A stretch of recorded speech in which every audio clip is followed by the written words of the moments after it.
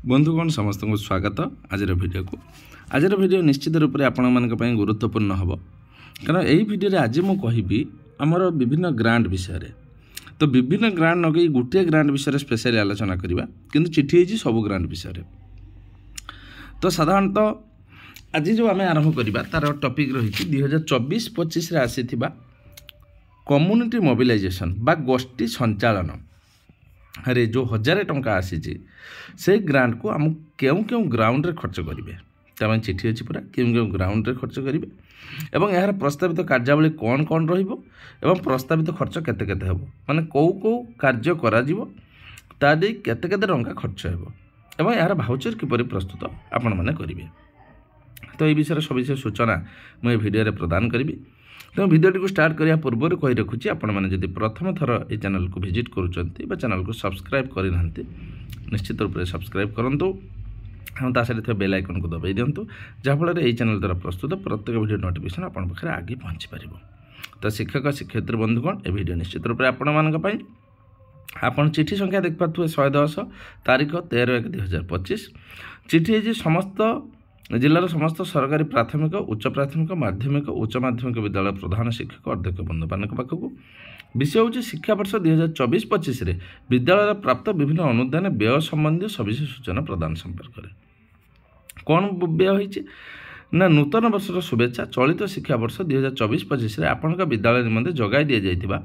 अभिभावक शिक्षक शिक्षयित्री तथा विद्यालय परिचालना और उन्नयन कमिटी बैठक गोष्ठी संचालन आम संस्कृति आम खेलना एवं गप कहवा शुणा कार्यक्रम गुड़िक चिठी अनुजाई निम्नमते संपादन कर अनुदान विनियोग करेंगे। तो पूरा सबुटार चिठी अच्छी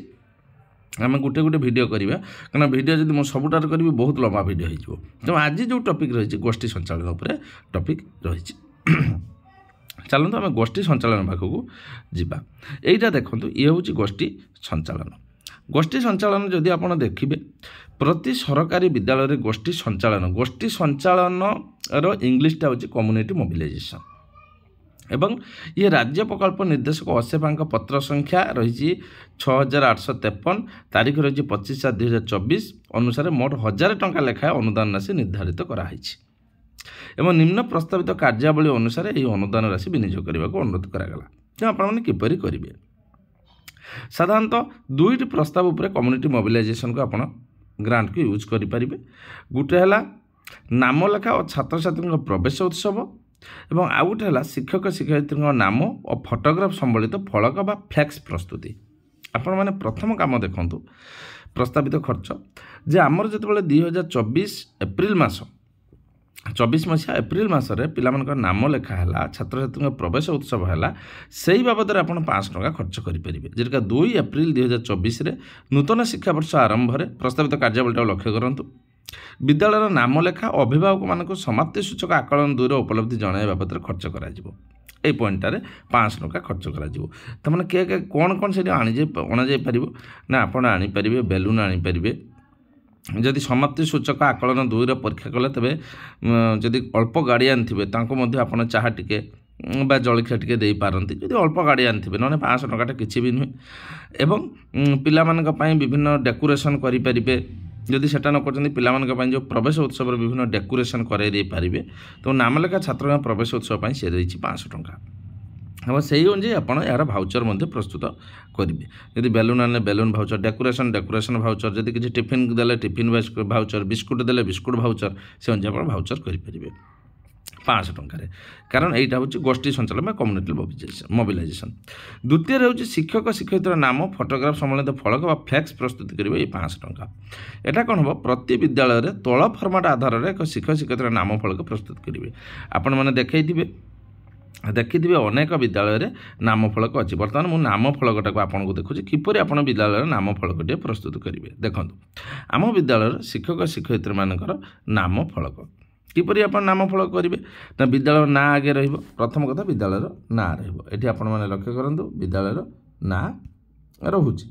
विद्यालय ना पर आपण मान हूँ कौन ना यूडाइस कोडटा भी रही कौन ना ब्लॉक ये विद्यालय ना रहा रहा यूडाइस कोड रहा ब्लॉक आम जहाँ देवा कथा देवे प्रत्येक समय क्रमिक नंबर है विद्यालय केते जन टीचर अच्छा यहाँ पूरा आप करदे एगुड़ाक फाँका रखिक आपण चाहिए लिभेक ब्लाक बोर्ड करेंगे। शिक्षक शिक्षयित्री नाम रथम द्वितीय पदवी माने हेडमास्टर कि ICAGM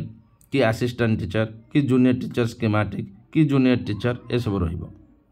विद्यालय जेबे जॉब देते तारीखटा रेबे जॉब देते जब जॉइन करते टीचर मोबाइल नंबर एवं फोटो चित्र पासपोर्ट साइज फोटो ये तेणु शिक्षक क्षेत्र नाम फलक प्रधान शिक्षक बा शिक्षयित्री सहित वरिष्ठ शिक्षक शिक्षयित्री